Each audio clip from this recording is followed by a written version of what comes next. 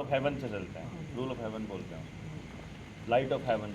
हमको light of heaven our guide. हाँ, ये रूल ऑफ लॉ है। हाँ, वो रूल ऑफ नेचर। नेचर है।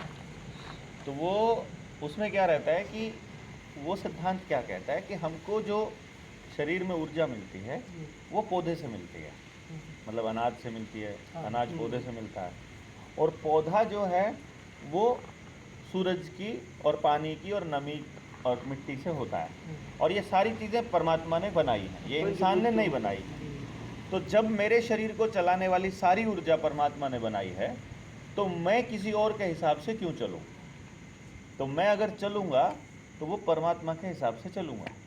तो मुझे कोई दूसरा आदमी नहीं चला सकता, मुझे कोई दूसरा आदमी नहीं बता सकता कि तुमने क्या करना है, क्या नहीं करना है। तो भारत जो है किसी भी तरह के बंधारण से, किसी भी कॉन्स्टिट्यूशन से पार है, अगर वो भारत है तो भारत कौन है? भारत सरकार कौन है? भारत सरकार वो लोग हैं और भारत वो जगह है जिनकी अर्थव्यवस्था जंगल से चलती है। जल, जंगल, जमीन और जानवर, ये हमारे पूरक हैं सब। जल, जंगल, जमीन, जानवर। तो जो व्यापार आधारित है वो भारत नहीं है, जो व्यवहार आधारित है वो भारत है। यानी यदि हम लेन देन में व्यवहार करते हैं तो वो भारत है, और यदि हम लेन देन में व्यापार करते हैं तो भारत नहीं है। तो जो शहर की व्यवस्था है वो भारत नहीं है, गांव की व्यवस्था भारत है।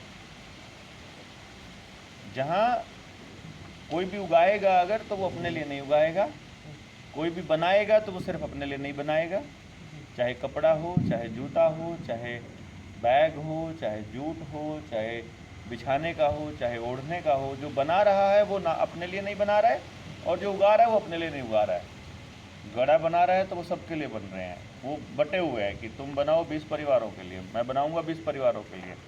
तो मुझे जब चाहिएगा अपने डंगरों के लिए न्यार तो मैं 20 परिवारों से ला सकता हूँ, तो एक जने का नंबर एक महीने में एक बार आएगा।